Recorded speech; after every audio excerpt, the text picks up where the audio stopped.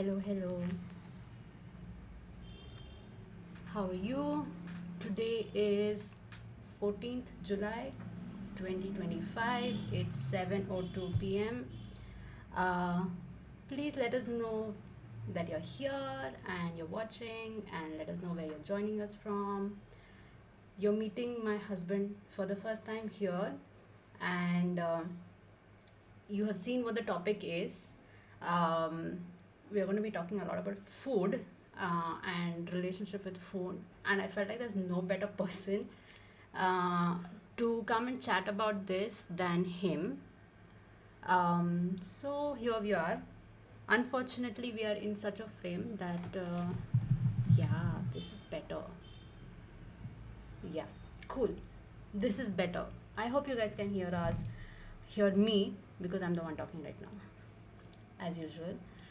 Um, but the idea of the live stream is that we will just talk about how we feel about food, what's our relationship with food, um, and yeah, mostly.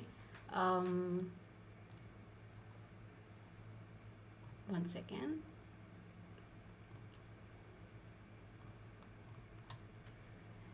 Yeah, so mostly do that. Just a second. I hope you guys can hear us. You're here. Um, Me and tech glitches seem to happen all the time. Clearly. Okay, so the idea is that we are going to be talking about food, our relationship with food, what we grew up thinking about food, what we feel about food now, and does it reflect on how we view food for our dogs. So that's mostly where we are going to be having our conversation. Um, while we are at it, I think I want to just give a little bit background about this conversation. um, about a week 10 days back, yeah, about a week 10 days back, my uh, bestie, Priyam, she had come home, and we were all just chatting and chilling in the evening, in the morning, yeah, midday. yeah. And one of the topics that came up in the conversation was food. And one second.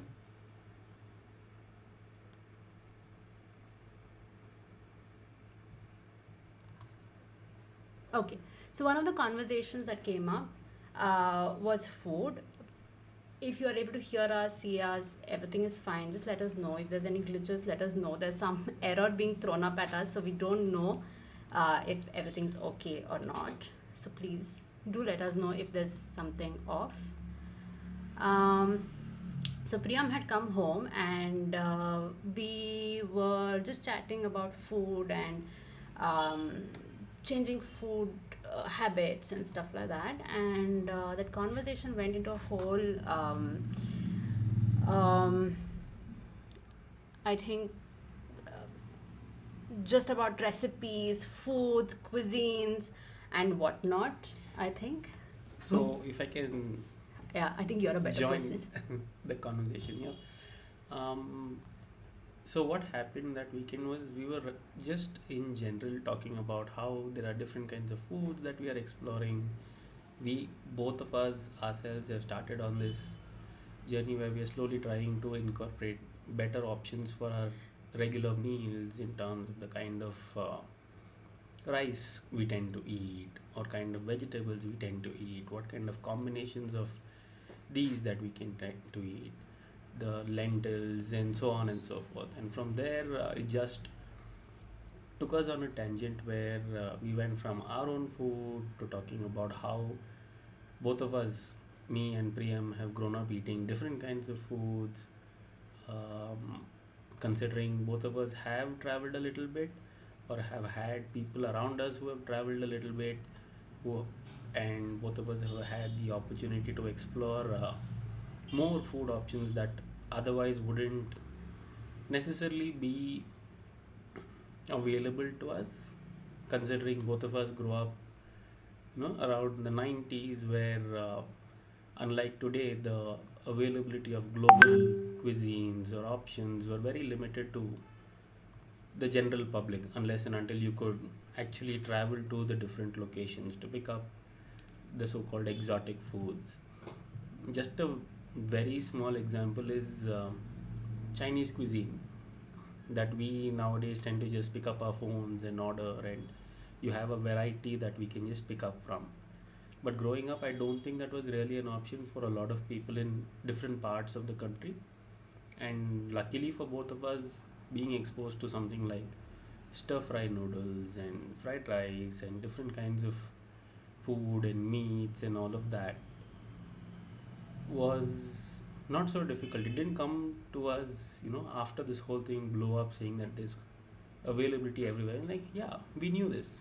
We have grown up with, such cuisines and things being available, flavors that otherwise are new and fascinating to people. Like, yeah, we grew up with this. So that's where that conversation started, and both of us went on our own journey where we just kept sharing different ideas that we were growing up with.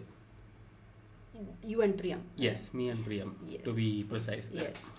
So they were having a very passionate discussion about food, and like they were imagining the taste of the food that was being described, the way the food was being like is cooked, what are the different ingredients you can try and stuff like that. And I was quite lost in that.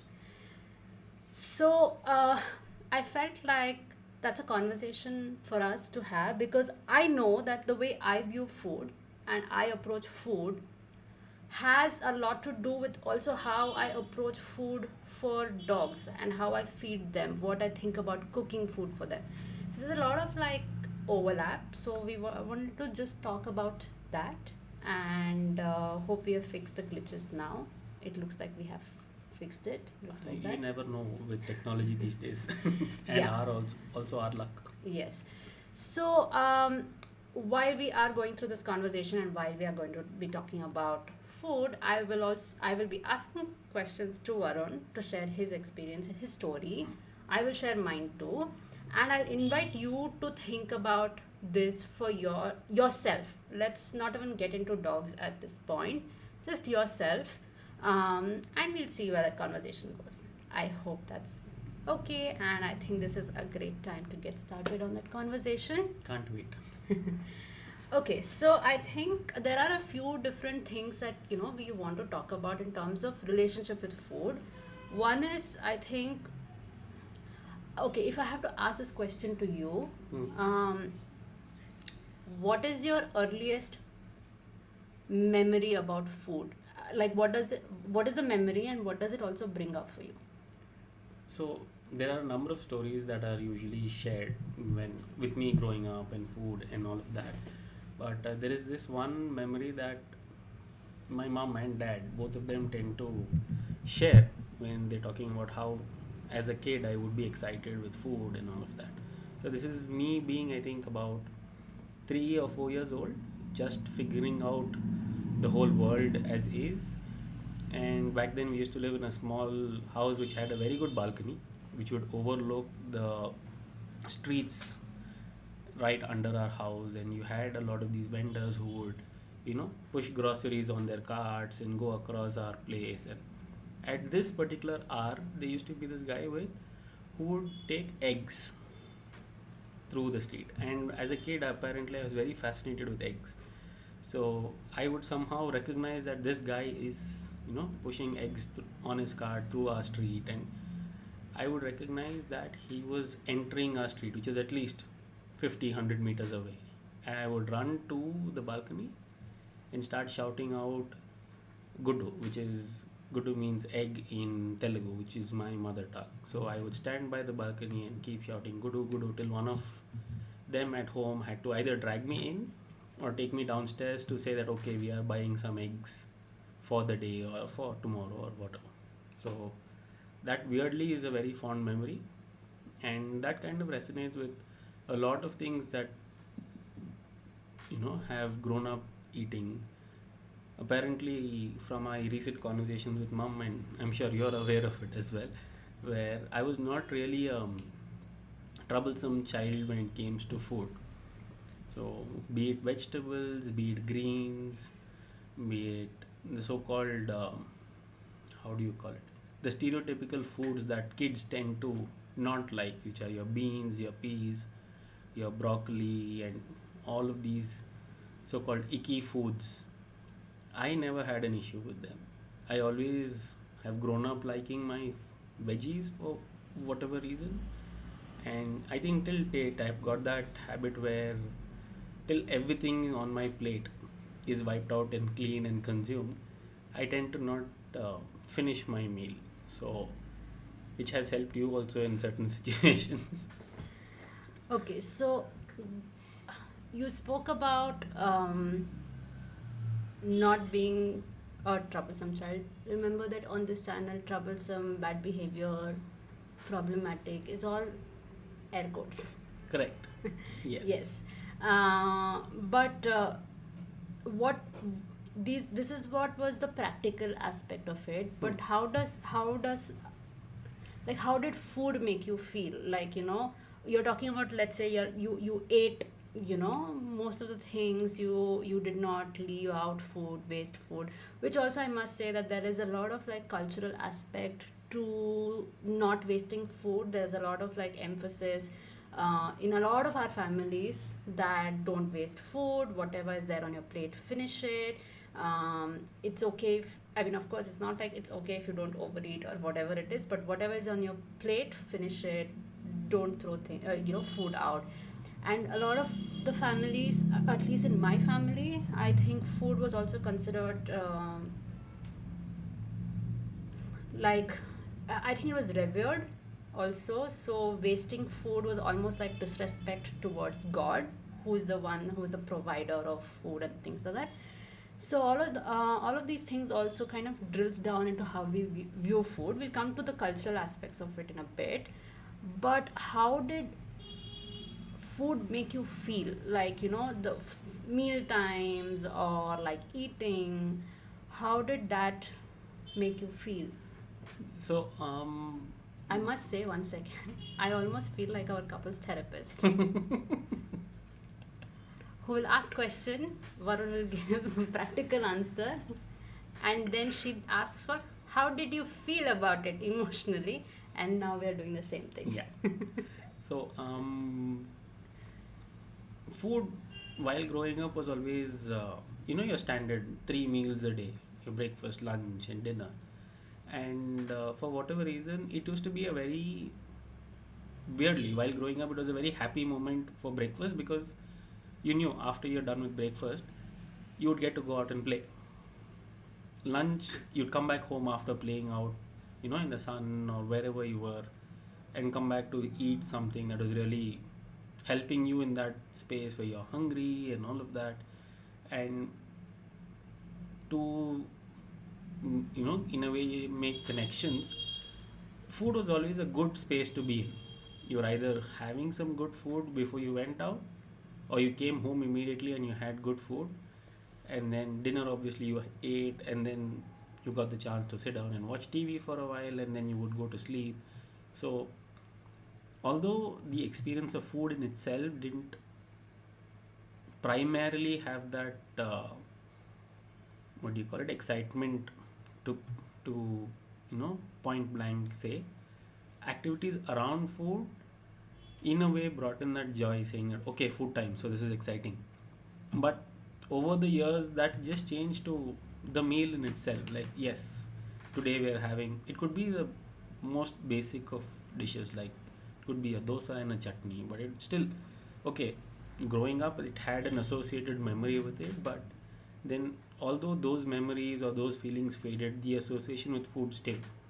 So it's always been like a happy place, and at times exciting spaces as well, when you try to consume things that are you kind of grow up with, or you're getting to experience new food, or it could be the simplest of the simplest dishes which made at home and all of that.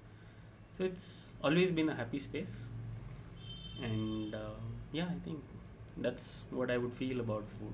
Yeah, because I think what you're describing about what you felt about food childhood versus what you are now, it's very different in the sense that I think you enjoy the food itself now. Um, um, and I do attribute a lot of it to how your family also Oh, connects yes, around definitely. food, which I'll come to in a bit. But I also wanted to share a little bit about just, I think, my relationship with food and my early memories of food. And also, one of the earliest conversations we had when we just started dating, which is also around food, which is quite interesting. And I'll come to all of it. So, I don't think I have any memory of food growing up, barring the fact that I think everybody who knew me knew that I was a poor eater. And I think it was from the point of view of the fact that um, I wouldn't eat the amount of quantity that people assumed that one should eat. I also was quite fussy about what I was eating, not eating, um, all of that. So I think that's a standard memory around food that has been there all my life. Um, yeah, I have been like a very fussy Air quotes. fussy kid and an adult, being very selective about what I eat. I'm very selective about the food texture, the food taste, the food smell. It should feel the right kind of things, and all of it has to come together for me to like it and then eat it. Otherwise, I wouldn't. One of the very basic examples is how we make rice at home, and the rice texture has to be perfectly right for how I prefer it, and without that I wouldn't, like, I lose appetite if it's not to that texture. And all of this understanding I think I've only had in the most recent years. But growing up, it was all like, I don't like this, I don't like that, I don't like, for whatever reason, mm, initially. But I've grown to understand why and where it comes from. So my relationship with food, honestly speaking,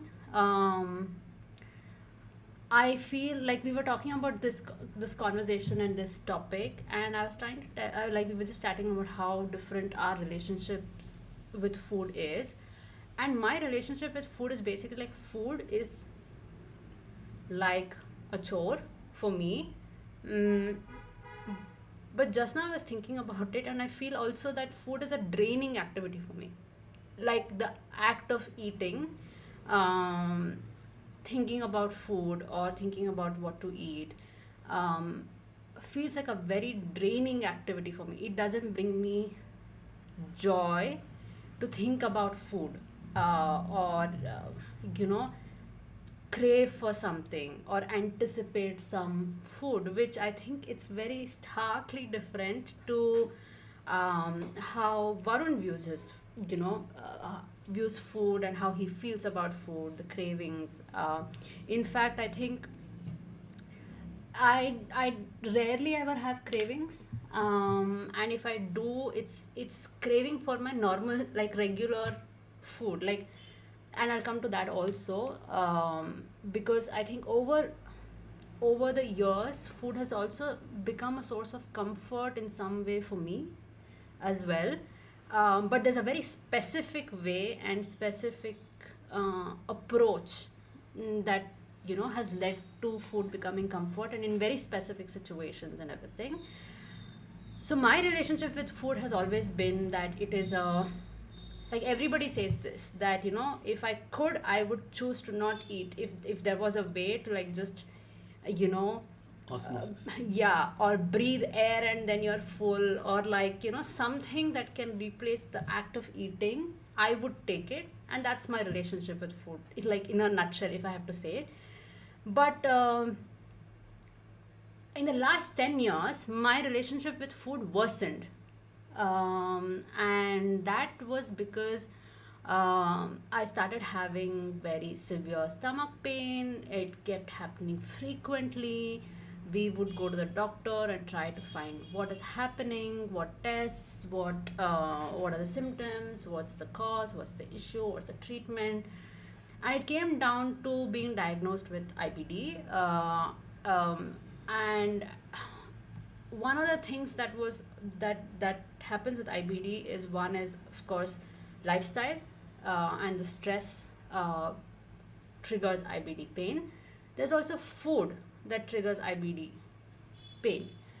And what ended up happening for me was that because of the fear of pain, or the anticipation of pain, I would get stressed about eating. Eating became like a stressful activity, even more than what it used to be before. So there have been years when I would skip meals, I would not eat so many things, I would eat very little, I would get very fussy about eating and everything. For a long time that happened, and of course my parents were worried that, I'm not eating properly, my health is not fine. And my mom would ask me to eat more, and feed myself, take care of my health. And that further added to the stress of eating, because I would be like, don't you think that I know about my body, all of it. So I think my journey with relationship with food has been just from indifference to like, I don't care, I don't like this thing, I don't like this activity, to just became stress around food. And one of the first conversations we had when we just started dating, I told him that don't ask me about food, don't force me to eat anything, don't ask me to try something new. Let me be about my food. So if I say I'm not eating food today, don't push me, or don't ask me to take more, or like try something, whatever it is. Don't push me on my boundaries around food. And I don't think till date you have done that ever. And I think that has kind of played a big role in how my relationship with food has evolved over the years. Changed too, yes. Yeah. So as you can see, there is one who is a food lover, who enjoys eating, and there's another who couldn't care less about food and could replace it with any other activity if required. So I invite you to think about what you, as in the ones who are listening to us, and of course drop it in the chat if you'd like to share about what might have been your earliest memories about food. What's been your relationship with food? Does food bring you joy? Does it bring you stress? Does it trigger health issues because of which you don't eat, or you have a very restrictive lifestyle around food? What does the idea of food and eating bring up for you? I'd like you to think about it while I continue with our next Topic. question, which is not question, really an observation, which I would like you to like expand a little bit on. I know that I think when you buy food items, or when you taste food items, you are able to like understand how you feel about it, how is it good quality, is it adulterated, is it fresh, is it not fresh, things like that. This sensory experience around food, where you are able to enjoy your food and the pleasure of eating food with your multiple senses and everything, has that been something that was inculcated through family? Is that something that you enjoy or discovered by yourself? why the sensory experience matters. Is it something that, let's say, for example, you do have, let's say, not a very fresh food. How does that make you feel when you have tasted it, or when you have, that's Laddu who wants to go out.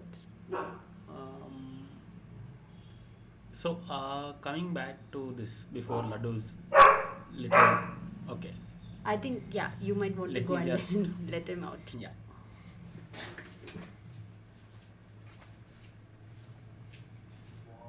Ankisha says, my dog only eats roti milk on his own. He has a lot of skin allergy, which I think it's because of roti and milk, but he doesn't eat rice, egg, rice, chicken, rice curd, anything on his own. We have to hand feed.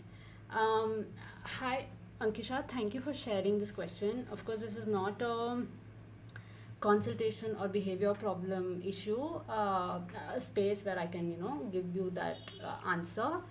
But there are a lot of things and factors that might affect what's happening here, and it might be great for you to seek help from either a nutritionist or a BHARCS backbed graduate to help you out. I hope, because I think not eating or being fussy about food comes from many different things, like we're talking about here. How does your dog feel about food, pain and discomfort around food, around eating? Lots of those things do play a role, and I think it is worth working with somebody who can help you with a personalized support for your situation.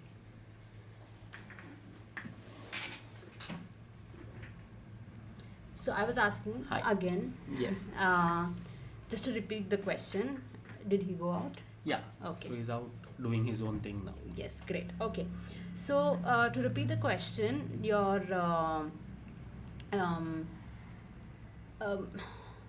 or before we come to the question, there's Biggie who's sharing, eating for me has always been connected to body image issues and shame. Actually, I enjoy eating self-cooked food, but I still haven't got rid of old I mustn't eat too much thoughts.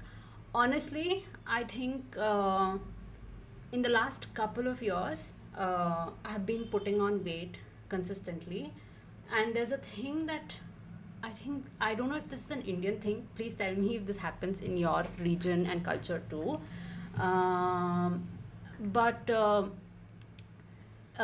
people after marriage, when they put on weight, there's always like this joke that happens that you're being very happy in the marriage, which is why you're putting on weight and things like that. So there's a lot of that happening, and both of us have been like very consistently Very happy, yes.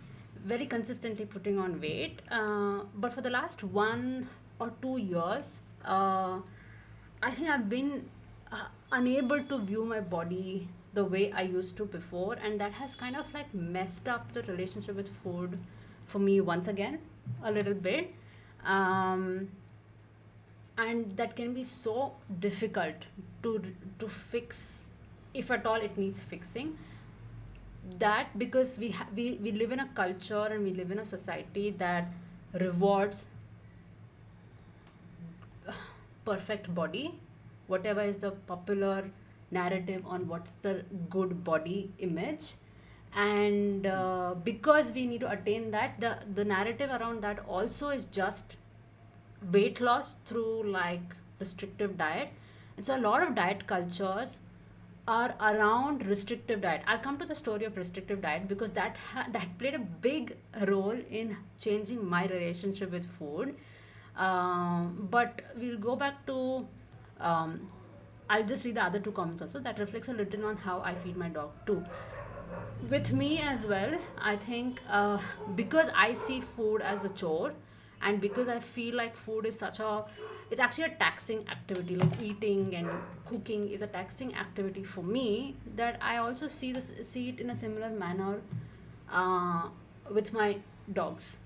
She has joint issues, and I try not to put too much stress on her weight control, but because she loves eating so much. That's Zoe. That is completely like Zoe. But I do want to come to that conversation too, because every other day when I post videos and posts about Zoe, there's a comment on her weight, and I think there's a lot to do with body image, fat phobia, and diet culture. The idealized Body manner type. in which the idealized body type, which is basically page 3, airbrushed and you know how it is. But Excellent. yeah, Uh, everybody's going berserk outside our street dogs because I think there's somebody outside. I guess so. Sounds So like somebody's outside. yeah, Okay, so coming back, I do want to talk a little bit about fat phobia in the dog world a little later. I do want to come to it. But coming back to sensory experience of food, yeah. So my earliest recollection of how this habit of mine or this fascination or the love for food came out was, I think I was again around the 5 to 10 years of age, where every summer vacation we would spend at our grandparents' place, basically my father's parents, either in their place in Chennai or they would come down to Bangalore. So every time that happened during, obviously, summer vacations, you have nothing to do during the day and evenings and all of that. So I would accompany my grandfather to the markets, and him being the charming man he was, he would strike up a conversation with the vendors, the sellers there. It didn't matter how young they were, how old they were. He knew a couple of languages, so he could at least, hold a conversation with them. He would talk to them about how their produce has come in for the day, where did it come from, how long has it been, how do they get their produce, from which regions of the state or just outside the state, where is this coming from. And he was the first one who taught me how to pick and select vegetables and fruits. And it just didn't stop there. So he would come back home and he would help mom or grandmom or whoever is cooking for the day in sometimes chopping vegetables or cutting fruit. He was a very limited eater in terms of he wouldn't eat much quantities, but whatever he chose to eat, he would make sure that he would help in the process. So from the learning of how to pick to how to cut to how it goes into the different dishes that are being made, how it adds taste, sometimes how it doesn't add taste, and all of this. I think you might want to we take need another to break. take a pause. Yes, I'll be right back. So this happens with us all the time, which is, yeah, they're going a little crazy outside, the streeties, and they refuse to leave the space and go out, but they would bark from inside. While we are waiting for Varun, I also want to ask you this, which is, have you had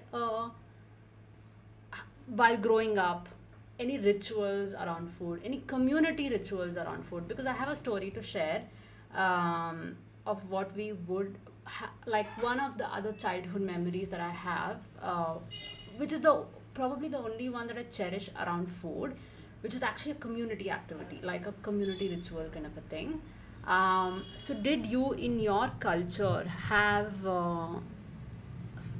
rituals or like activities which is more like a community driven food based activity? Anything that might come up for you in terms of memory around it? Yeah, lady is being brought in and ushered into the room so that she can chill and sleep. But yeah, I think what we grow up with, like how Arun was talking about how his grandfather was a big influence in how he picked up a few, habits and liking or interest in food. Is there somebody who influenced uh, your ideas around food? I'd like you to think about it. You can share it in the chat. I must say that some of these conversations might be triggering for some of you, so please don't force yourself to think about them immediately. You don't have to answer it for us, you don't have to share it publicly either. Take your time with it, come back to it when you're ready. These are not easy questions, and these are obviously, especially for people like me and anybody else who may not have had very joyous relationship with food. This might be a little triggering conversation, so please feel free to just come back later for it. But coming back to your experience with your grandfather. Yeah, so That more often than not in the evenings, usually, which is considered snack time in a lot of Indian households, more often than not we end up eating a fruit along with obviously the tea or coffee or whatever was being consumed by the respective people there. And that kind of built the love for fruits and all kinds of fruits that I have grown up eating 1 second, we were talking primarily. about sensory experience. So, coming back to I why. chat and all of you who are listening to us now and later. This is also something that we have to do. Okay, Yeah. Varun tends to go out on tangents. Okay, so we have to bring back Varun from tangents, which is a So, regular occurrence. yeah, so coming back to the sensory side of things, um, why the fruit came up is fresh fruits. They always had the smell that is associated with fresh fruit. It could be as simple as just an orange. A fresh orange to an orange that is kept in the fridge for a day or two has a very different smell, a different taste to it, and kind of a different texture to it. So, that way, while growing up itself, that appreciation for that freshness tend to, it just became second nature, and how to recognize fresh produce compared to produce that has been kept for a day or two and then reshuffled and all of that. So that association of fresh flavors, fresh ingredients, it I'm not sure how to put it into words because it's very much of an experience, which the same could be a different experience for the next person. It could be as simple as the size of the cut of a particular ingredient. It could be a fruit or a vegetable or whatever. I would prefer a smaller cut. Somebody else would prefer a bigger cut. Seeing a smaller cut of the same thing, it could be an ingredient that they like. It could be as simple as an onion in a dish, like a vegetable or a sabzi. A bigger cut of an onion would put you off consuming that dish, or it might put me off from consuming a particular dish if it was not.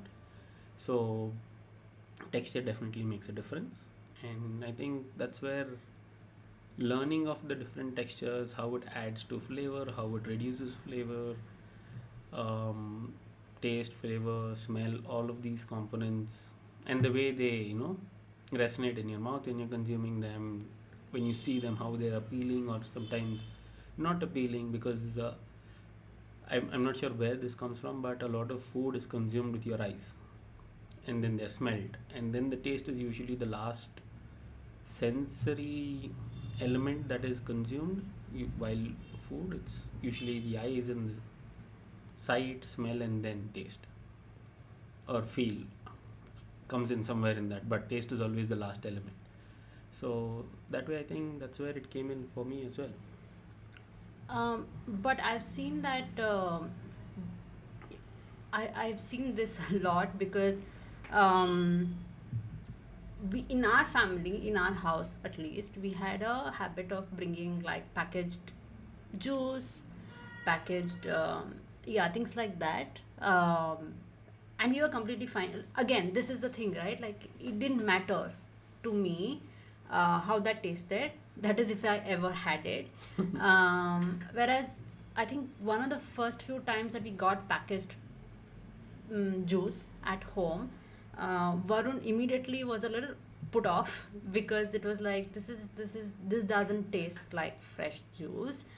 But I also see that when you're some most of the times, even if you're when you're put off by it, you don't often completely reject the food. And I that's quite interesting because I think my sensory sensitivity around food is just rejection. I will not be able to handle. Of course, I've gotten a little more tolerant Yeah, towards it. so there are a couple of layers to it. One is my preferences, which is any day, any given day, fresh juices over packaged juices when it comes to especially the fruits and all of that. Because again, coming back to the grandfather part of my story, every time he would go to the markets, we had this running inside joke where he'd take me to the fruit juice shop and I would call it colored water because as a kid, 3-4 years old, what else could it be? Who thought it could be something called as a juice or a milkshake or whatever? So that would also be another added incentive for me to accompany him so that he'll take me out and also get me that juice. So that's where the whole fresh juice and the taste got into my system very early.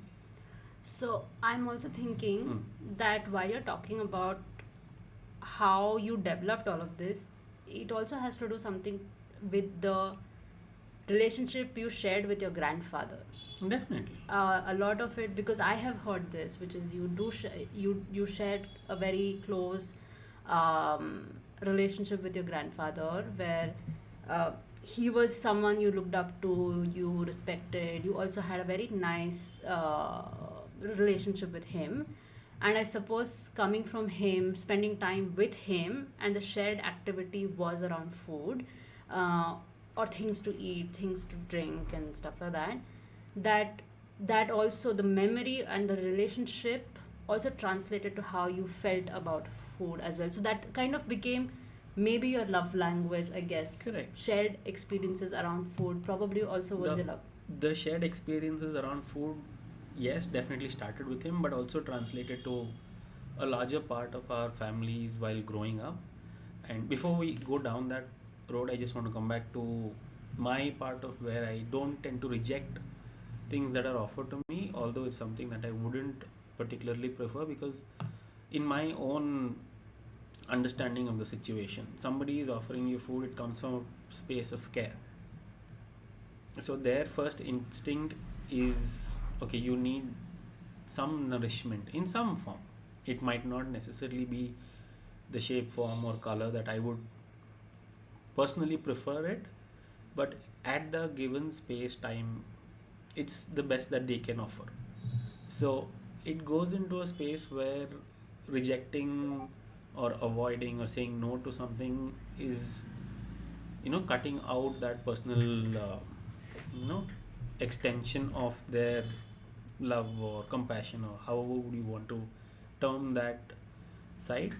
So also it's my own understanding of it, just being respectful of somebody else's space when you're in their space. If it was again our own house and somebody came home and said you need to have this, or here this is something I'm offering, there it would be more of a me having a choice of saying no, I prefer not to, I've got another alternative. But if it is me going into somebody else's space or sharing a space with someone else which is primarily their space, I tend to respect their space and where they're coming from and then accept. Obviously, I would not reject it, but instead I would choose to consume very little of it just to say that yes, thank you for the offer. And that's a great point you made about how uh, I think in India, a lot of families, uh, hospitality, and offering of food to guests is like the basic. You know, when you visit somebody, like whenever we visit my aunt's house, like every single time we would go and we would be like, we don't want anything, we are fine, like it's just we have come here to visit and everything. And even then, irrespective of it, there would be some snacks, there would be some coffee, tea, for us to drink. That's bare minimum, Also, I think, I guess. another layer of this, at least with me, is when we go out, when you understand the other person and their preferences, over recent times you would have noticed that a lot more of these offers towards me have, in a way, reduced to things that I would prefer than just imposing something saying that, okay, you're here, have this. That also comes down to time you spend with someone where you get to understand their preferences to an extent and you Very get individualized, correct personalized correct care.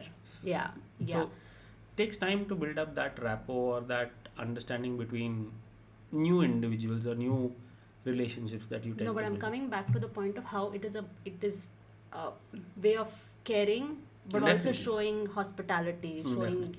um, some amount of connection through food.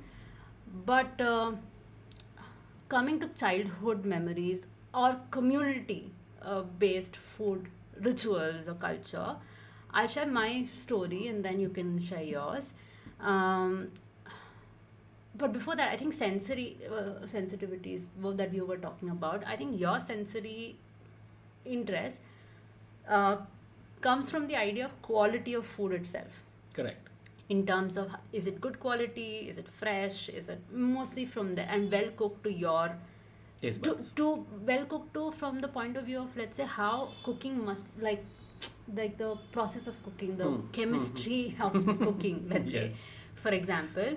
But I think my sensory sensitivity comes a lot from my very peculiar, and I'm neurodivergent, so I'm very particular that something has to have only this much salt, only this much spice, only this much, it should be this much watery, or it should be this thick, or it should be pasty, it should be soapy. It's a very, very Temperatures. temperature. Even like when we have rice, let's say leftover rice of the previous day or something, if we heat it in the oven, it's something that I don't appreciate. So small things like that. It's a very individualistic preference, not so much as a this is fresh or not fresh, this is good quality, not good quality.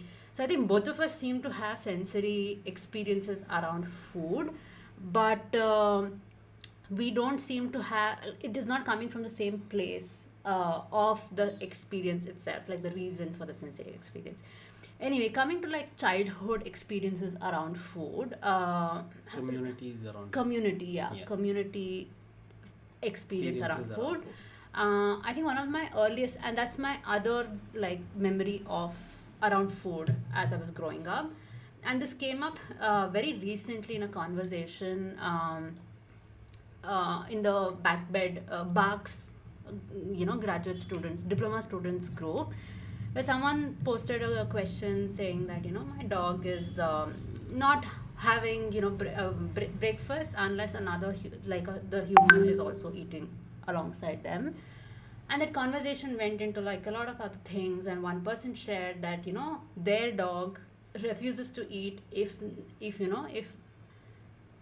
they only eat when all people in the house come together and sit around the dog, and only then the dog eats. Otherwise, it's a little bit like I don't want to eat, which is very interesting. And then it brought up one of the childhood memories that we would have. And I think you have experienced this also in your household and in your family, I suppose. It's in our local language, it's called kaituttu. So kaituttu yes, is basically so when we were kids, and we would I used to stay in my hometown with my grandparents back then, and all my cousins would visit us during the summer vacation. And it used to always happen during summer vacation that it used to always happen during summer vacation that we would have a during dinner time, that all our cousins would sit around, and we were all very young. I think anywhere ranging from 2-3 year old to maybe like 7-8 years old, all of us. And we would sit around my grandmom, and she would mix the food. It could be vegetable with rice, or it could be Some curry. curry with rice or curd rice, whatever it is. And she would mix all of it in one plate, and she would like offer like a ball of it. Handful. On to each of us. So let's say, for example, I'm my grandmother, he is any of us. So we offer like a ball of it, and then they can eat it, and we would all sit in like a circle. And that was a great time for like kids to come together, enjoy what they're eating, because they're all eating at the same time, same food. And my grandmom would like engage with all of us while we were doing this. The adults in the house also would like come and then sit around the kids and my grandmom. We'd all have like a very interesting conversation around that period. And like that was a great time to get together and experience food, and food became the central activity, but it offered a way for us to like experience togetherness as well. And I think that is one of my other childhood memories, and that kind of involved community related food activity. But also I think in a lot of our festivals, and this used to happen so frequently because we have so many festivals and so many like rituals and traditions and things like that, that a lot of them involved uh, like not individual eating, like we would all eat even if it's at a table or whatever it is. Of course we have a floor eating concept, no table eating, especially on Festival festivals days. and all of that. But it would all be multiple people, so you're not eating food as an individual activity, you're having food as a community activity, where you're talking about food, you're like also engaging with each other, you are appreciating the food that has been given. It's like a huge 5-7 course meal that we would have, which continues to happen till date too. Like, you know, festivals, traditions, celebrations, um, always have like amazing food uh, and amazing community put together. And so food has also been that kind of memory for me. But I must say that a lot of such situations where you when I was experiencing bad relationship with food and wouldn't eat much or wouldn't like eating or would skip meals, sometimes this would also in my later years when I grew up, I think this was also a little bit stressful situation because people would force you to eat. They would be like, have a little more, have this also. Sometimes during festivals you can't reject some of the food, like you have to have everything. So that became a little difficult, but more or less it's a very nice memory, and a nice activity for us. One last thing that I will add about this though, I think about 12 years back, 12 13 years back, my grandmother's side of family, which is at least about 100 people, at least about 100 people, all decided to have like a reunion. So my grandmother has 10 siblings, so there were 11 in total, and they themselves had like children, and their children had children, and this entire side of family decided to have a reunion. And now we are all, most of us are adults, like by Hometown. this time. No, we had gone somewhere else, Okay. and we repeated this kaituttu Oh. ritual there, where one designated person was offering food, and there were like the entire, like at least about 10-15 people, and we had about at least about 5-6 such circles around food. And it is very interesting because all of the people who are being fed were also adults. It was not like kids anymore, but it has been a childhood memory for my grandmother, then the next generation and the next generation. So I think for multiple generations this has been like a cherished memory around food and community. And I think that was the other story I did want to share.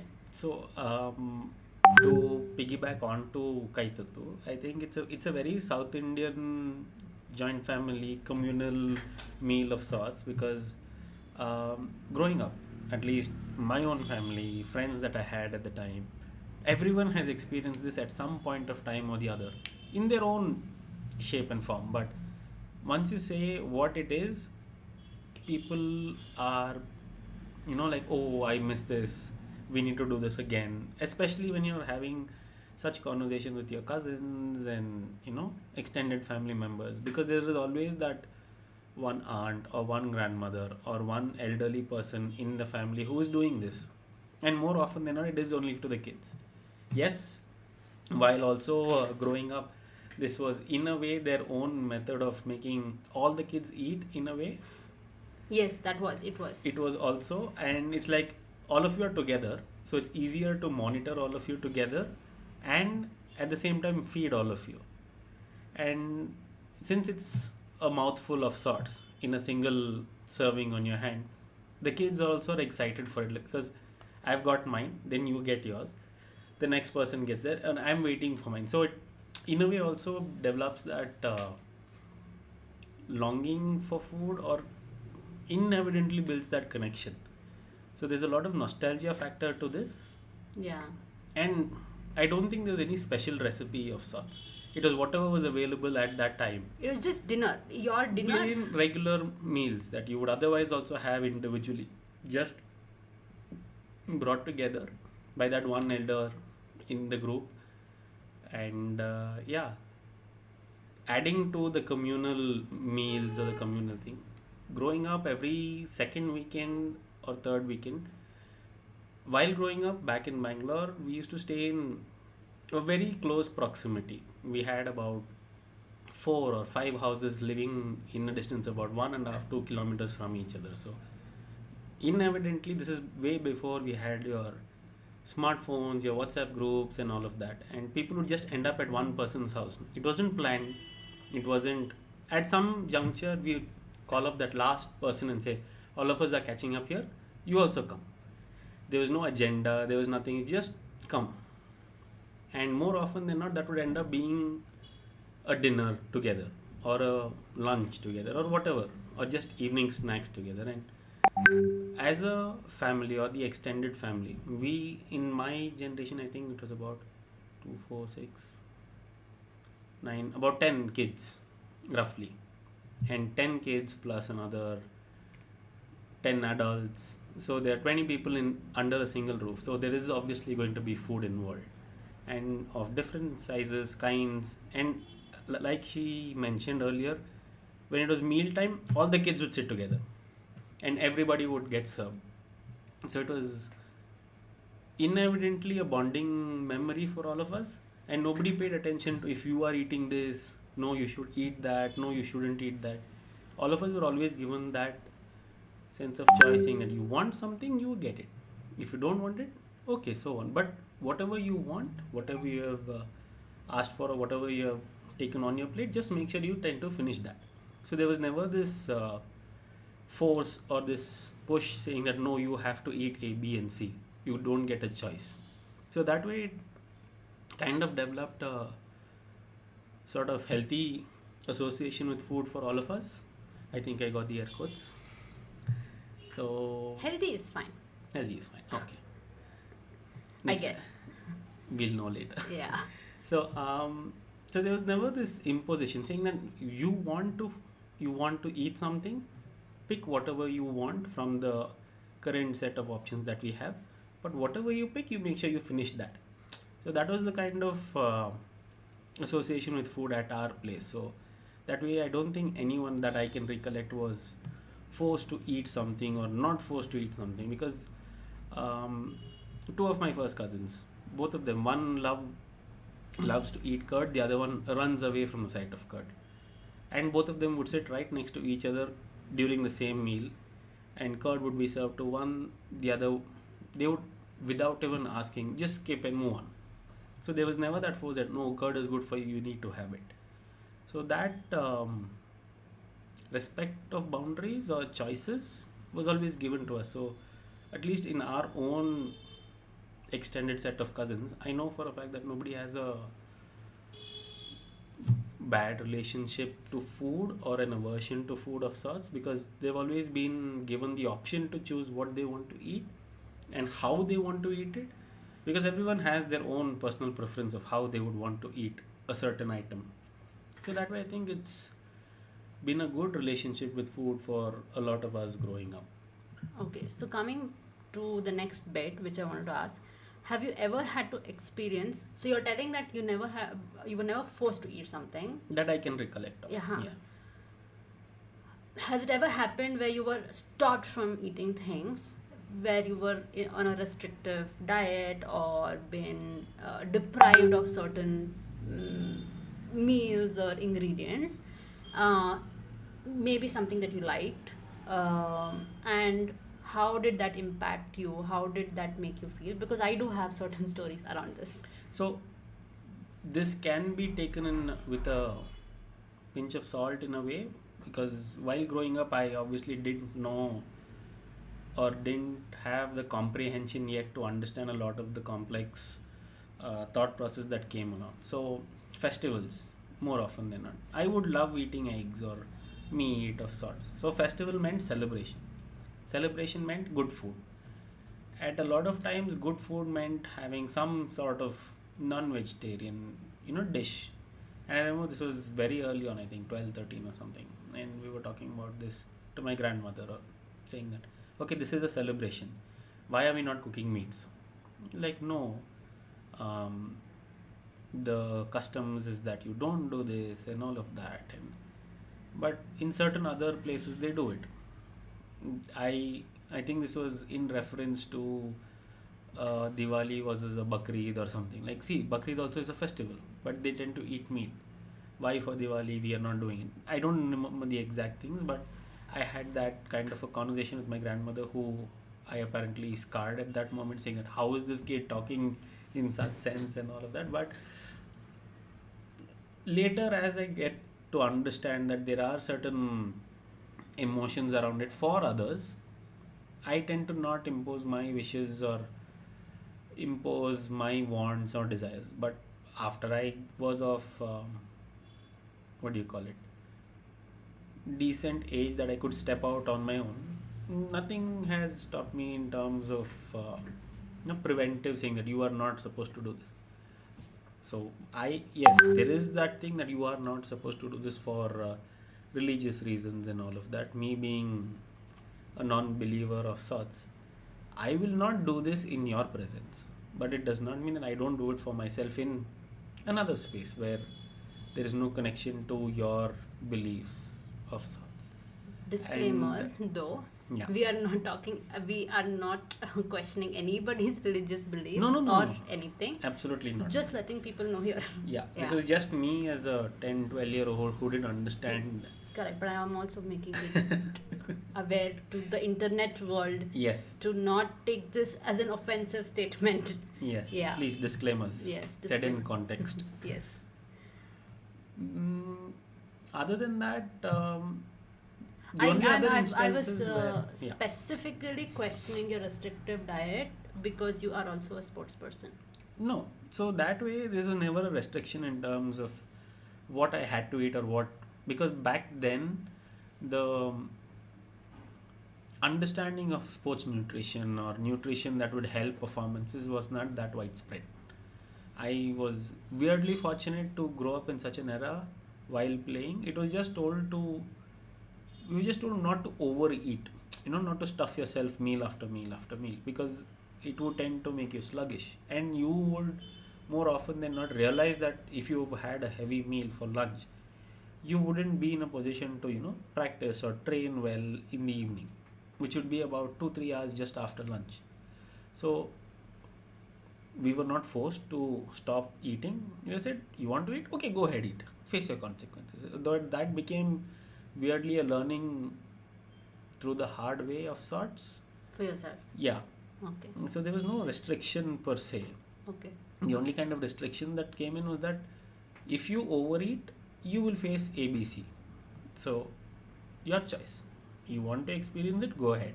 And then you obviously will learn on your own. So that, no disrespect to the kind of parenting that we had, but this was giving us the choice of doing what you want to do, and then having to experience the consequences of your choices. In either way, you want to eat less, you'll feel more tired. You won't be able to, play for as long as you want to play, train as long as you want to train, or all of those. So it was on both ends.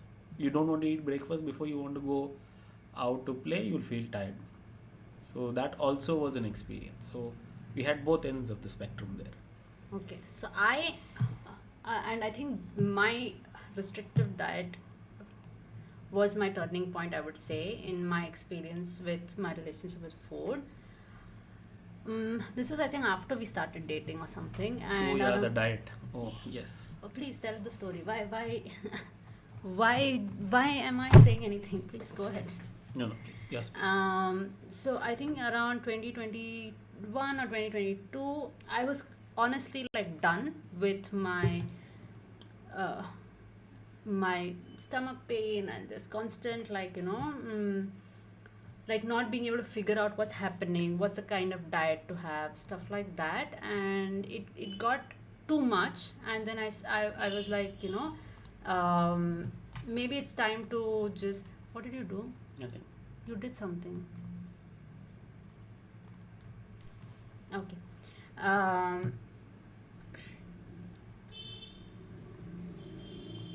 Yeah, okay.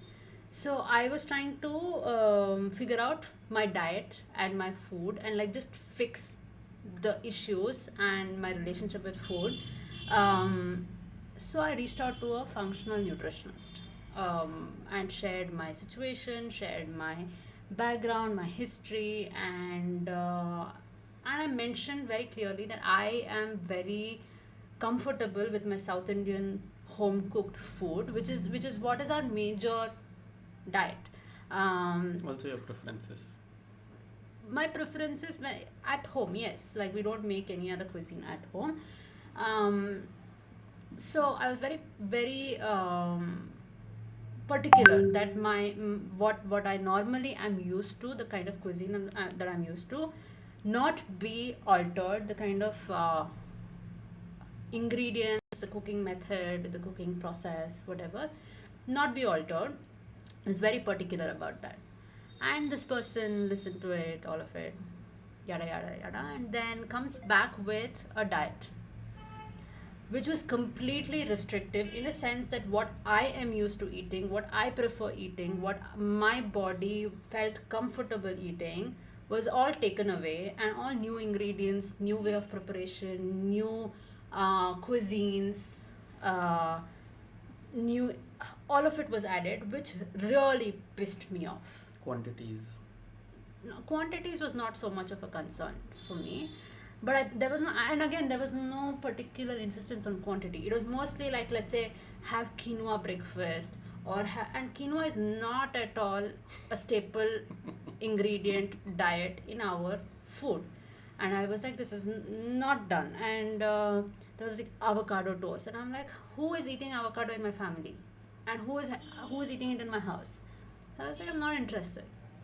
But what happened was that the diet became so restrictive, and so it felt like I didn't have options from my own preferences and what I like eating, that I went the whole rebel mode there. So I was like, now I'm going to eat whatever I like, how much ever I like, and I'll just listen to my body. Whenever That's I it. like. Yeah, and whenever I like. There was one turning point in my relationship with food, and after that, I think I was a lot more open to eating normally. Normally, there's nothing normal about anything, but not being very particular about what I'm eating, not get stressed about the idea of eating, actually explore food that I like, don't like, um, pay attention to food and eating. I think that was first turning point, which was based on a very restrictive. Like I was pushed to a corner of like feeling like I have no access to foods that I like and no access to foods that I appreciate, and my body is comfortable with, and that restriction felt very uncomfortable. And so then I went ahead and then had like whatever I could have, and I stopped stressing about it. But the other turning point came after Sammy's passing. And I think one of the things that I promised myself when he passed away, he loved food, he loved eating. Of course, part of it was from his health issues as well, but in general, he did appreciate like food. And I was like, for his legacy and in his memory, I will not skip food, like no matter what. Even on the day he died, we didn't skip food, and I haven't skipped meals for the longest time. Of course, in the recent few weeks, I have, but I think for the longest time, I did not skip meals. I did not. I appreciated eating. I appreciated cooking, all of which I think has a lot to do with how I felt about Sammy. Not so much about how I felt about food, but how I felt about Sammy and how he felt about food. And so that kind of those were the two kind of things that changed my relationship with food and how I felt about restrictive diet. Okay, so now I want to come back to um, a couple of things, and then I think we can end it. Um, so we spoke about how you see food, how I see food, how you feed yourself, how you explore food, cuisines, sensory experiences around food and how I feel about it. Now let's talk about how that impacts dogs and how we feed dogs. Uh, can you tell me memories or stories around your dog and food, like three of you involved? I think just couple of days back you guys were talking about stories around Kuti being fed something, so you can share that, but also how you started cooking food for Sammy and Zoe. So, Kuti, my first pup, he was a, how do I put it in, Please come close to mic. how do I put it in a very polite manner? He loved food, but he was also respectful enough, saying that there used to be times when I would come back home late from work and I would have ordered something, and that would be a particular item that is not good for him as a dog, and I would tell him, maybe no, this is not good for you, but there is some of your food left. After I'm done with mine, I will give you a little bit of that.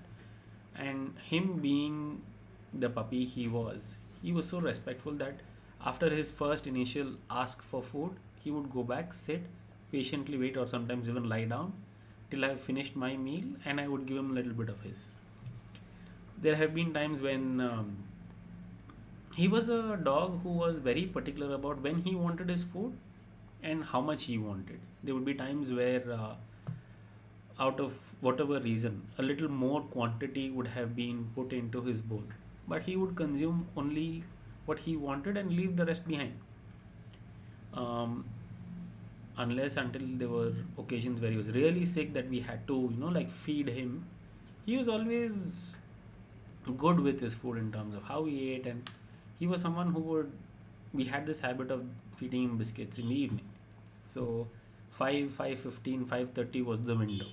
At any given point of time, if one of us has not recognized that it is time for his biscuits, from wherever he is, he would be lying down there, he would slowly crawl up, try making eye contact, and he would wait and see if we are making eye contact, because eye contact is initiation of that conversation. So just purposefully to play with him, we would like say, no, let me see what he does. So from lying a little away from us, he would come, put his paw on your lap and say, it's time, where are my biscuits? And even that, there was a particular form which he wanted his biscuits in. So there have been times where I've just given him the packet and say, eat it. But no, he wouldn't even accept it. Like, you have to open your packet, pull out a biscuit, and you had to break it in half and then feed him half. Only then would he eat it. So although there've been times just to play with him, I've pulled out the whole packet and put all of those 5-10 biscuits into his bowl, he wouldn't touch it. So I had to feed him one by one. So that in a way was I did not know better back then, but it was in a way our own bonding moment of sorts over food. And the next topic of how. One second, I have like comments. Yes, please. Yeah. So I think one of the things that I do want to my thoughts or observations about something like this is a lot of times when dogs ask for food or escalate their communication for food, how one reacts to it has a lot to do with how one feels about food in itself. Like, for example, there's an appreciation and a joy and a playfulness on your end, which is probably why you know how it feels to want some kind of food, you know how it feels like, when someone's seeking food, you know that depriving somebody of food also is not a nice experience. You know that some people, individuals have experiences that they have around food, and I think your appreciation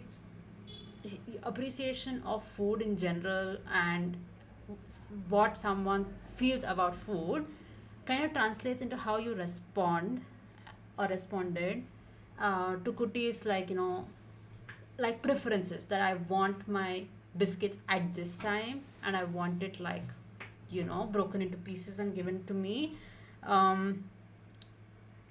the response that you have, the emotional response, which is like playfulness and like, happiness, is very different from a lot of people how they would probably respond to this with maybe irritability or frustration. And a lot of times I think I have responded in that manner. It has happened, I think, with Zoe only, where she would ask for food and there would be some amount of irritability that would creep in for me, because I view food like, I don't appreciate food in general, so I don't see why you would want food outside of your meal timings, or like, why you can just sleep through the day. Why are you like getting fussy about food, is a feeling that I have, because I view food like that. Like if you ask me to like sleep the entire day and skip meals, I would do it happily.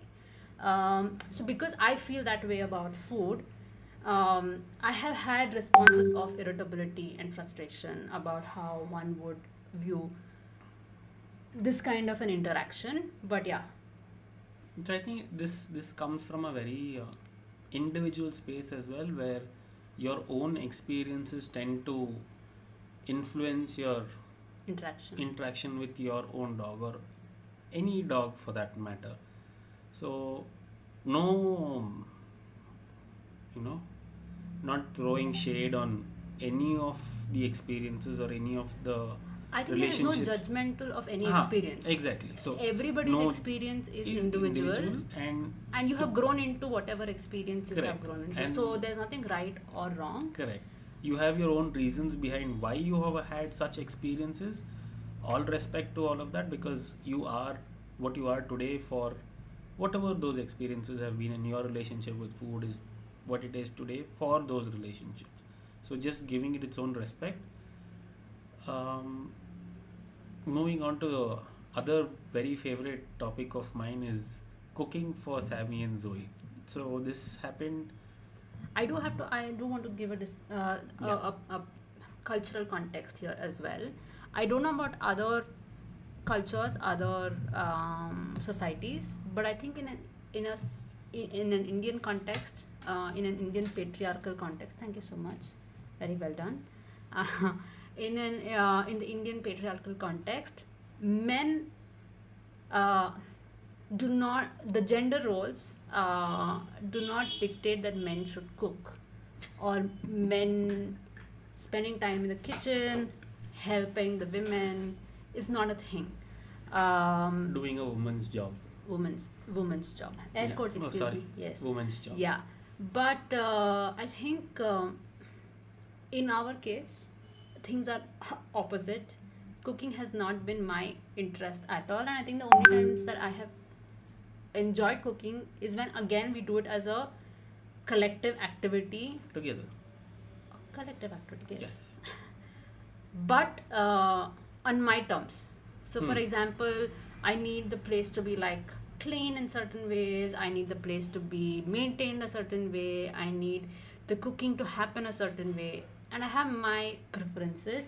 And when it happens in that manner, when the ingredients go in the manner that I want to, no exploration, curiosity, quenching, That's all mine. additions, yeah, that's all you, then I don't mind cooking. But honestly, I think among the two of us, he's the one who enjoys cooking and Yes. exploring different, even within whatever we Available have at options. home, and within our own cuisine, like trying different ingredients, trying something new, and then seeing how whether it works out. I think just a week or two back you did something like this, Oh yeah, correct. where he was like, I'm going to try something, and either it's going to be an epic success or it's going to be an epic failure, and we'll see. No middle ground. No middle ground. Yeah. So he loves cooking, and I think this was when, and I need to set this context too, I come from a vegetarian family, and this is another place where how we view food, how humans have a relationship with food, and how you see food, not seafood, but like seafood. Seafood. How you see food affects how you feed your dogs. So you will see a lot of families, vegetarian families, choosing one of two things, which is either processed, packaged food like kibble, or home cooked vegetarian food because that's as much as they can offer to their dog based on their limitations of dietary preferences. um, in our house also, for a very very long time, we would only have kibble because vegetarian household and all of that. And there are larger contexts to food habits in India where you religion, caste, all of this also influences your food habits. But I don't want to get into that today. Um, so we were a vegetarian family, and Are. are You they are are a vegetarian family, not a we word. are. Please, anybody watching, don't think I have turned non-vegetarian. No, I'm a vegetarian still. uh, yeah, we are a vegetarian family. So getting food for the dogs started getting complicated as I learned more about fresh food and wanted to offer fresh food, not because I come from a thought process that fresh food is the best food, but that I learned that fresh food is a better food for dogs.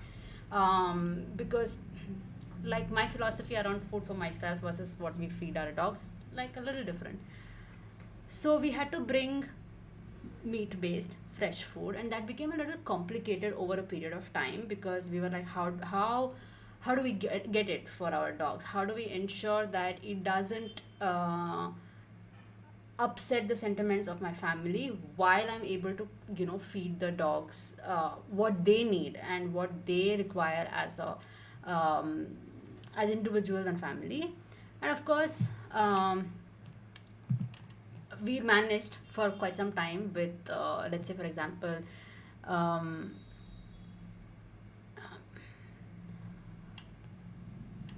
I lost my train of thought. But okay, we did it with, like, storage freezer, like separate freezer. We were getting people to deliver food for us, so we don't have to cook it at home, and it was always stored separately. It was stored in a different. We never used utensils because we were not cooking, but it was all separate. Like everything was away from our spaces, which continues to be the case today. But when we started dating, and when Varun moved to Bangalore from Chennai, because when we started dating he was in Chennai, when he moved here, one of the first things that we spoke about is whether he would like to cook food for Sammy and Zoey, because they were, um, We're just in the moment phase of going through a diet change of sorts where I think the nutritionist, what's her name? Surbi, huh? When you spoke to her and she said there are different kinds of meats to be added to their food, different kinds of ingredients, which I don't think, other than the nuts that were made, none of them were a regular or even an ingredient on the shopping list back home. So when this conversation came, I was like, yes, why not? Because anyway, back then I was still staying in a different space. There's no space where common utensils would be used or things would be cooked in the same space, and I just thought it was an amazing chance for me to also give back to the dogs, because it's food is essential for their, and also they were also going through a little of a health situation of sorts where they were not doing too well. Sammy was not doing too well, and so we consciously wanted to make a change, at least in his consumption or his nutrition part. And I thought, okay, I can contribute to this and I can contribute doing something I love. So yes, definitely. And it started off from trying to see where we can get good produce of meats from, or different places, because we experimented with duck, we experimented with turkey, and you don't need that information here. okay, tangent, sorry.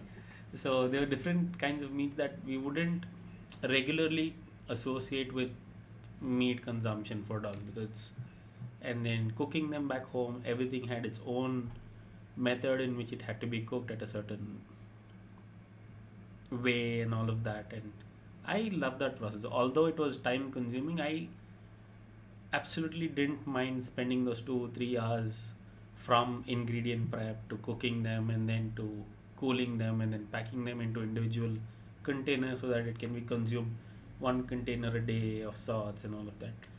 And also considering the diet chart that came, it was also weighed, saying that on this day this is what of this particular item can be consumed by Sammy, this quantity can be consumed by Zoe. So I love that process also, because yes, it's something I love. Also, in a way, it's going to help them through their own health journeys, and both of them love their food. So I think it was a perfect match. Yeah, but also I do want to. So we did get diet charts, and then we did all of this for a long time. But I think after Sammy passed, and then it was only Zoe, and I've said this so many times on my social media and everything, that after one point we were like, um, we had like a daily quantity, yes, and we go with the daily quantity because we don't want a lot of like up and down in terms of overfeeding, underfeeding, stuff like that. But we also went with the dog in front of us. So if Zoe was hungry and she was asking for food at a certain time, And she would make us know that she is she would hungry. definitely let us know that Yes, I'm hungry, I need food. feed me. In fact, I think it took us like a few days to recognize whether it was a food thing, it was like an irritability thing, whether she was feeling like understimulated mentally, whether she wanted to sleep and could not sleep, whether she wanted to spend time with us, and that was the thing. So there was like a long time for Of us. understanding. We tried a few different things, and then we realized that this is food, this is feeding related, um, not so much as a anything else. So once we realized that, I think within her daily limit, we started increasing the number of times we feed her if she asked for more times. um, till date we haven't increased her daily quantity because she never needed us to increase the daily quantity, but she just wanted to be fed more number of times. And I think that was basically us listening to the dog in front of us.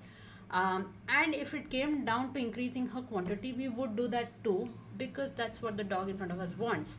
And I think this bit of having like calorie counting, every gram that you're putting in your dog's food you count, and you only put only like, even 1 gram extra, 1 gram less is like not acceptable, becomes a very, very, Strenuous process. not just strenuous, but also it does create bad relationship, it does create unhealthy relationship with food, because you're constantly counting calories, constantly looking at those numbers instead of looking at the individual in front of you and then how they are feeling about what you're doing. Yes, numbers say something, your quantity says something, and all of it.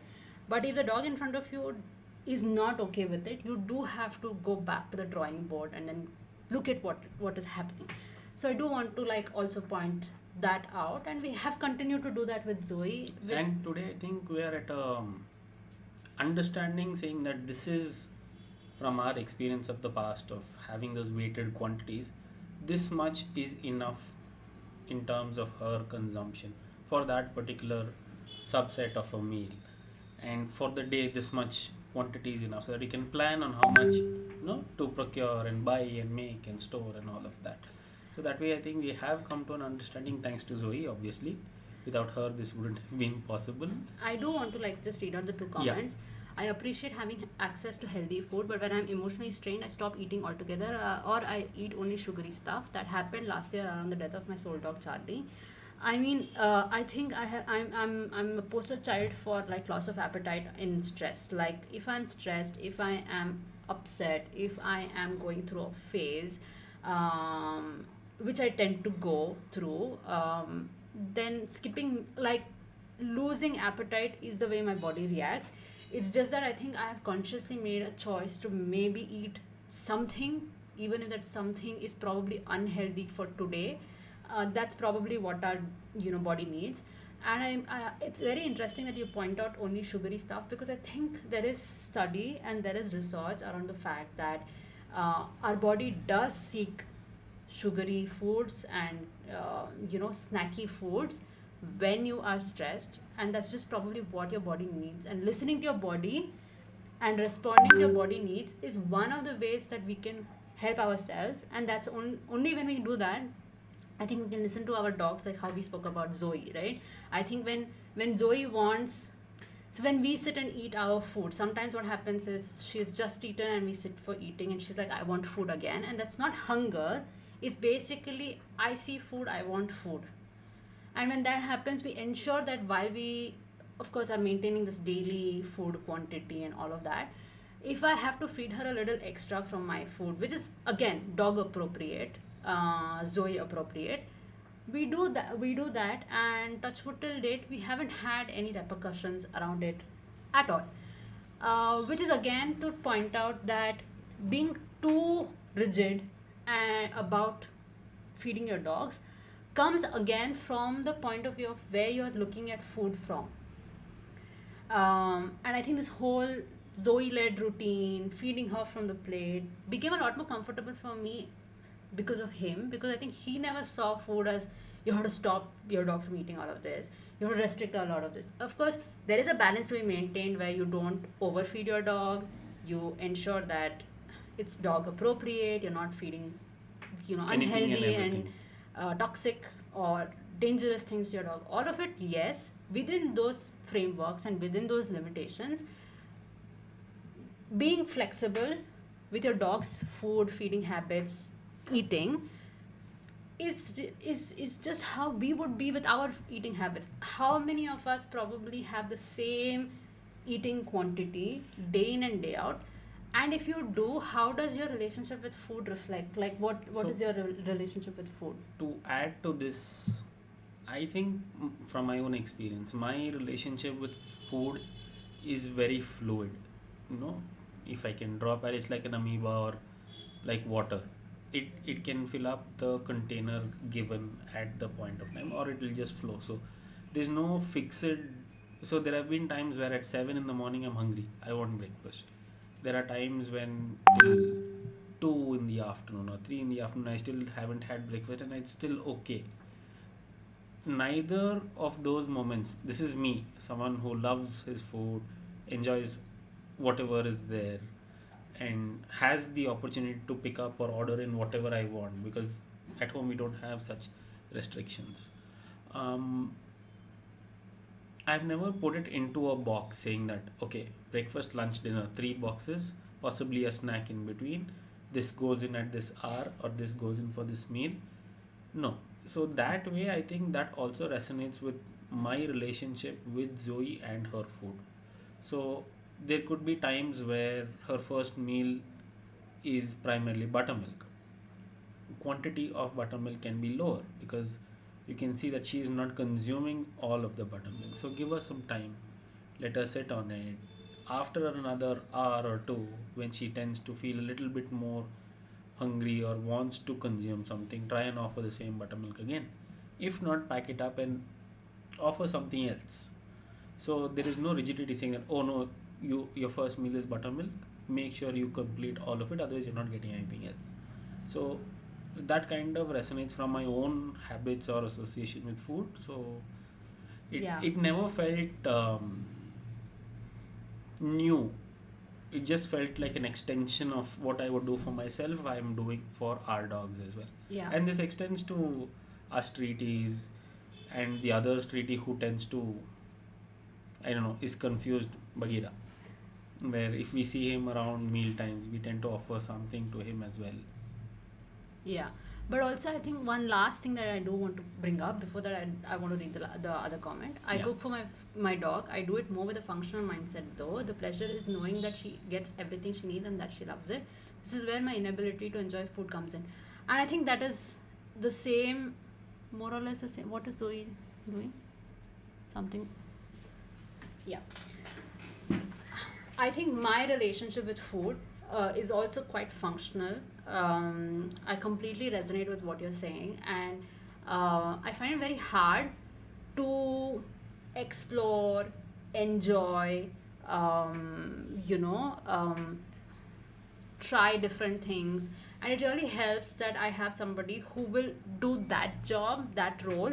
Because for me, when I feed Zoe, it's mostly like, okay, she needs to get this, she needs to get this, and this is, you know, um, all of that, like the functional aspect of it, and ensuring that she gets what she needs and she is eating, looking at it more from the point of view of, okay, fine, is she having is she rejecting food, which rarely happens, and when she does reject food, it's a matter of health concern for her. That's mostly where I am with my way of feeding my dogs.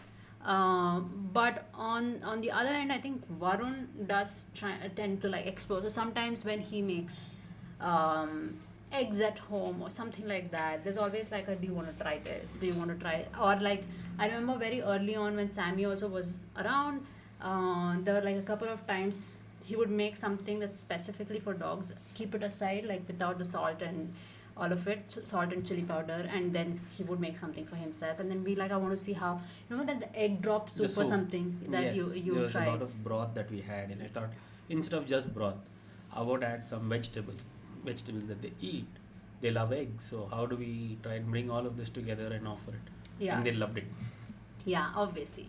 So I think this kind of trial that happens mostly happens on his end, not so much on my end. And for me also, I think the way I view feeding my dogs, I think my way of connecting with my dogs doesn't involve food, and that is a lot of reflection of my relationship with food, uh, than so I think I have to balance my relationship with food and knowing what is good for the dogs and what they need and how to support their needs. So I think what I do on food front is very functional. It's very uh, practical. There's not much of an emotion um, riding on that activity for me. Whereas with Varun, it's very different. I think there is a lot of emotion riding on the act of like feeding, We tried making ice cream also for that, using which he did. puppy friendly Yeah. ingredients. Yeah, these are all the things that he tries and he appreciates and he explores, which is not so much my forte. So I've realized that food is probably not the way I connect with my dogs. It's not the way that I express my love for my dogs. But I have to then balance it also to know that this is what my dogs need. I have to ensure that they get what they need and also support them to be able to listen to their own bodies. So I was wanting to come to that point when you were talking about how you listen to your body and then respond to your body. And in the recent few weeks, we have had to make lifestyle changes because I think both our bodies were kind of reacting to our lifestyle, and both our bodies were like, Please get a Yeah. hold, get Yeah. a grip. get a grip on your lifestyle. You are getting old. So that was happening, and I think we had to make lifestyle changes, and that purely came from the listening to our bodies and what our bodies were responding to and how they were responding to. And there was just couple of days back we got blood tests done. Okay, so we had already started making lifestyle changes. We had already started doing whatever implementations we wanted to because we listened to our bodies. But then we came to um, the blood tests, and blood tests actually reflected that someone is having very interesting values with their sugar, and someone is having very interesting values with the thyroid, and it kind of shows that you listening to your body really helps, which means that we also should know how to facilitate this for our dogs, where they are able to uh, listen to their body, express when they are listening to their body, and then be able to communicate, and then we having to pick it up and then offer that to them. So I think that was my last bit of what I wanted to share, which is listening to your dog and their Correct. body, and we having to listen to. And again, I think there is a big relationship there too, that when we do make these lifestyle changes, we put ourselves on a little bit of a restrictive diet, we put ourselves a little bit on healthier diet, but that also doesn't mean that we stop listening to our body. We don't go overboard with anything. There are no extremes with dieting or like restrictions or with lifestyle. Something that you can sustain for a longer. It comes from a space where you're doing this for a reason. That reason is not to curtail yourself from consuming ABC. And instead of ABC in its form, how can you replace one ingredient in that to continue consuming the same product but in just a comparatively healthier form that is suitable for your body's needs at the given moment? Yeah, I And think that, this applies to their food as well. yeah, not completely restricting, but maybe like what's an alternate, or what is it doesn't have to be a long term restriction, it doesn't have to be complete cut off of certain things. It's also about listening to their body. You might make, like, we might make changes to our lifestyle, but if our body is just rejecting these changes, then it does require us to go back to the drawing board and like figure out, what's happening. One last bit, I do want to talk about health and food a little bit. In the beginning of the stream, I started with talking about how my health issues would created a very bad relationship with food, and how I responded to food. And and in the beginning there was also a comment about somebody talking about how their dog would not eat certain things, they would only eat it in a certain format. And when we think about food behaviors or behaviors around food for dogs, I think it's also worth thinking about what health parameters are affecting their food habits. Because I think when Zoe rejects food, we immediately know, like, there is no question about it. We know that there is a health concern because we know what her relationship with food in general is. So if she's not seeking out food and she rejects food, then we know that there's something off and we know we have to act on it.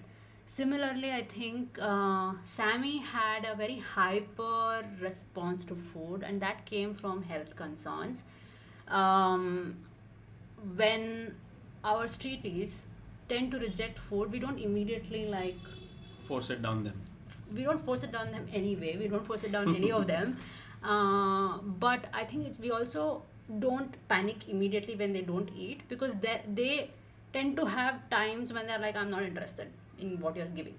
They would rather choose to go out to one of the number of Places from where they get food, yes, the meat shops around our place or the bakeries that are there, or our other neighbors. the other people around who they have become friends with, and anything, even to the extent of a garbage bin near our house where they would rather scavenge through whatever has been thrown around and then try to pick and choose for what they would feel comfortable eating in that moment.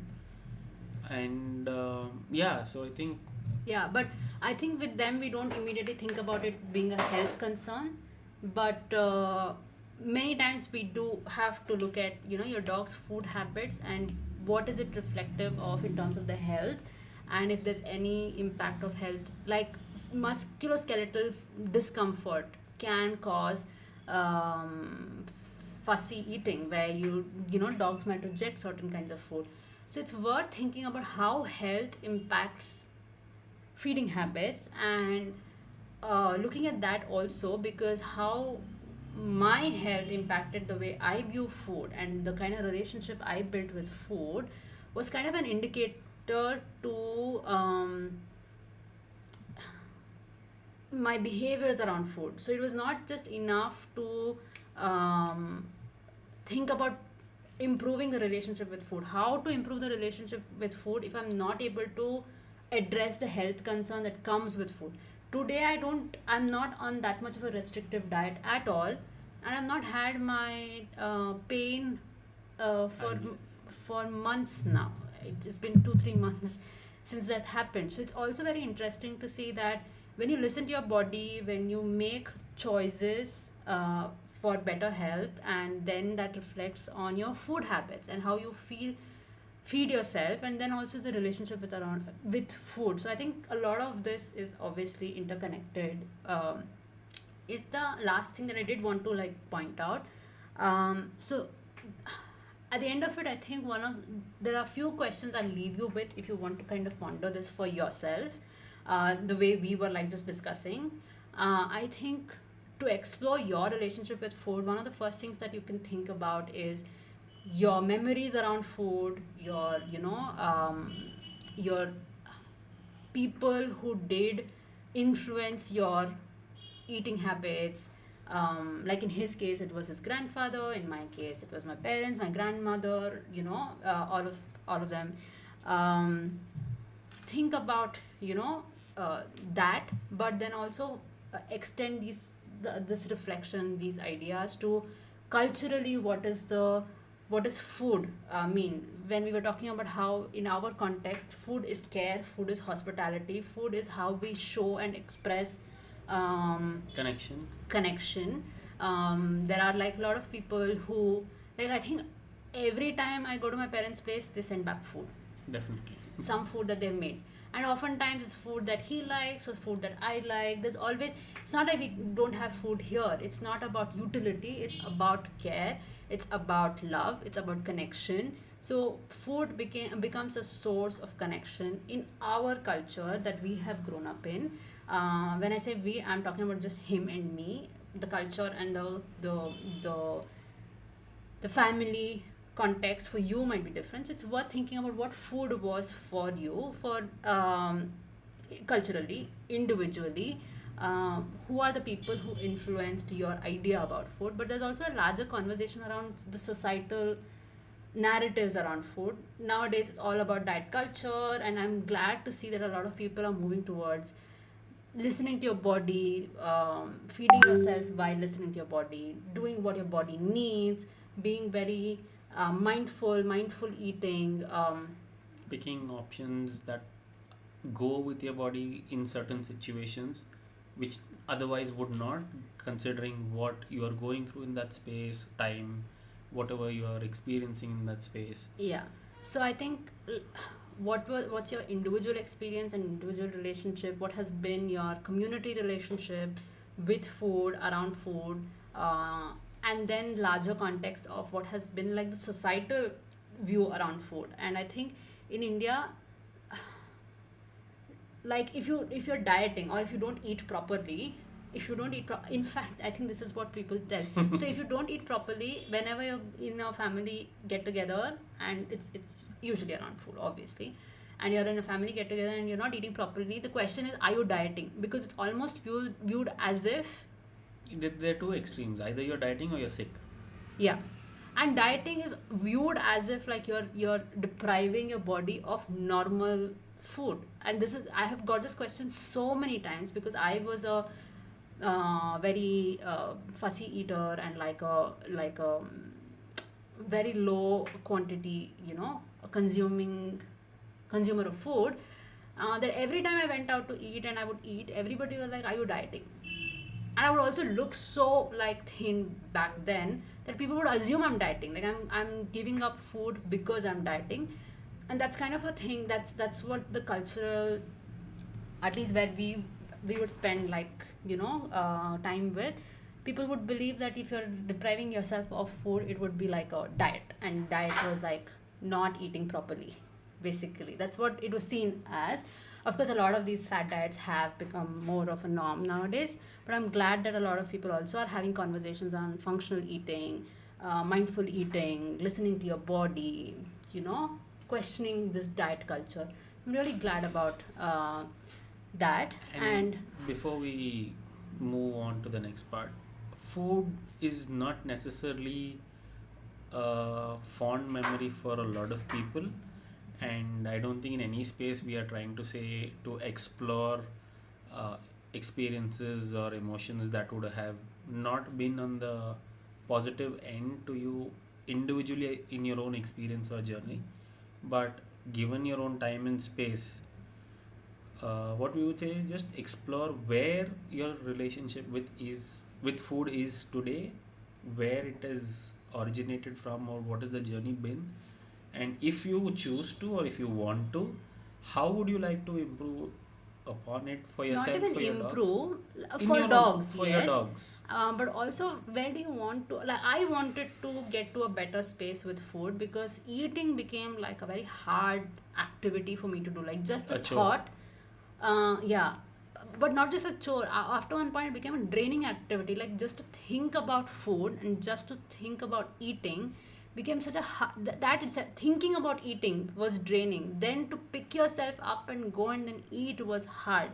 and then the eating process. So when I'm looking at it in that manner, I obviously would not enjoy eating. So I wanted to explore and get into a space that was better and healthy for me. Again, this is not a conversation of you need to move to a better space. And like with both our stories, you've seen that one has had like good relationship with food, and good journey with food, and one has had like all over the place kind of a relationship with food, and both are right in our right context.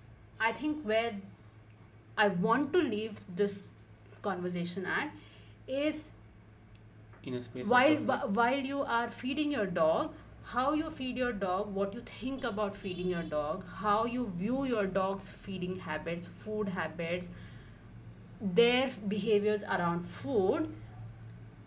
Like take a step back, take a pause, and see what you feel about these kind of things personally for yourself. I think that is all that the purpose of this conversation was. Because, and I'll tell you where this came from also.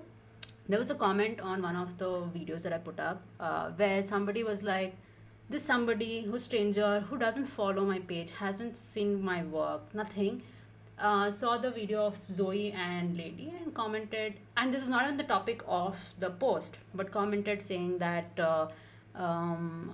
not to be rude, but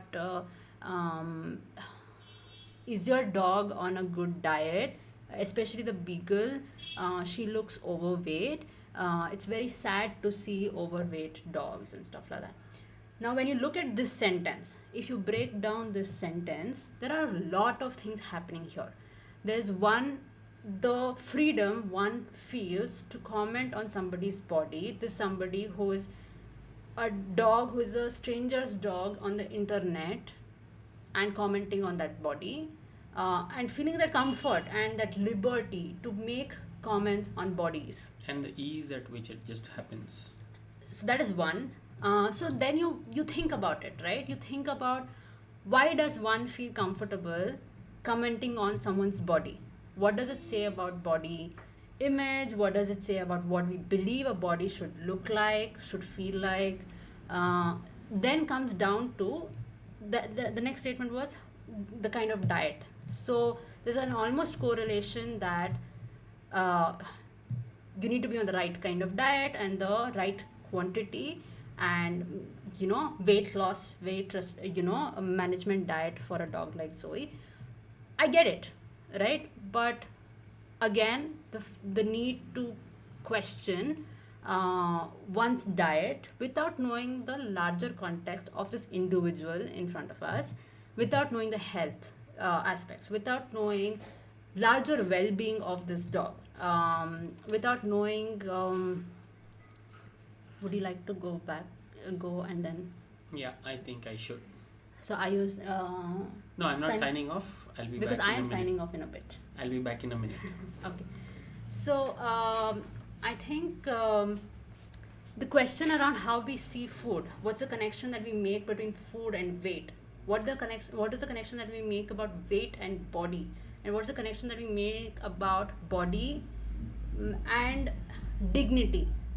All of this comes from a larger idea of how we view food, how we view eating, how we view a lot of things around food, feeding habits, eating habits, body, body image, all of it. So I think that is worth exploring. So I would just get you to explore these ideas. We could have another conversation on this and see what we get towards. And I do want to talk about like the feeding habits, the streeties and stuff like that. But yeah, this is what I mean. It's good to explore these kind of things. This is where the conversation came from. Like for me, while I view food as a chore and as a functional activity, to me, when I have to feed my dogs, it's a matter of, okay, what do they need? So it's worth thinking about all of that. And I think Zoe is kind of indicating that we are It's at the time. end of this The one. show. I will read the last few comments. Hi, great conversation, Sowjanya and Varun. I could relate to many things you guys spoke about. Lots of love from Peppo and Angie. Thank you so much. I know who it is. I'm not going to reveal your name because I'm assuming that you wanted to keep it. lots of love to Peppo and Angie as well. Yes, lots of love to Peppo and Angie. Please keep these very interesting conversations coming. Life with dogs is so much more and larger, and you're tying it into this broader context. Thank you. I'm so glad you're enjoying this. I am loving this too, and I'm also enjoying all of it. Please, if you're still here, like the video, share it with people that you know, subscribe to the channel, all of the stuff, usual stuff, I guess. Gwen is here. Sorry I connected so late. I love the culture around food in India. I discovered it in Swarga. You can say bye and go. Yes. Great to be a part of the space for a change on this side of the camera rather than the other. And hopefully I can come back here soon. Thanks, everyone. Bye.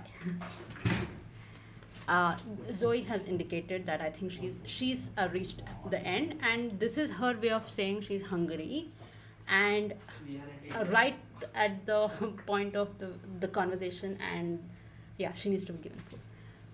Sorry I connected so late. I love the culture around food in India. I discovered it in Swarga, and thanks to you guys, I love that culture. However, I personally am a bad cook. My mom was a fab cook.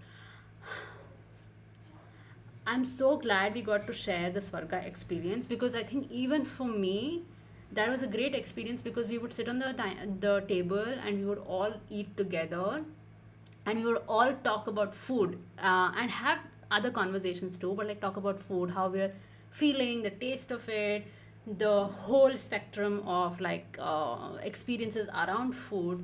And I think like being able to talk about food, experience food, being on the table with other people, sharing that experience, I think is a very different way to approach food in itself. And I'm so glad that we got to share that experience together.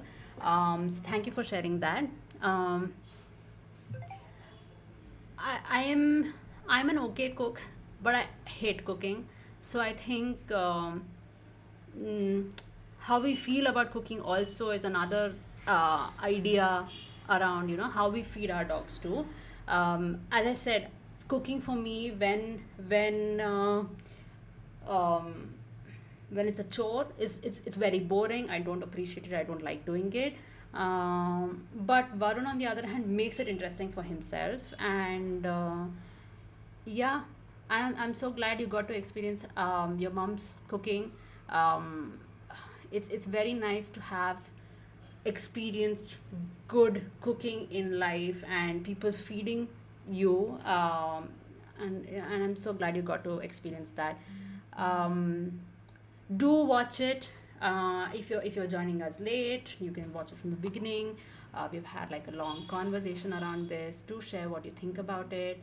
And I will hopefully see you in the next one, maybe on Wednesday, where we'll talk about health, pain, and behavior connection in dogs. So that's an interesting conversation too. So I hope to see you there. Thank you so much, all of you who have been listening for so long. Thank you for being there. Any questions that come up, any thoughts, any conversation you want to have based on what we spoke here, you can find me on Instagram and we can have a chat about it. Thank you for being here, and have a good evening, good night, good day, depending on where you are. And hopefully I'll see you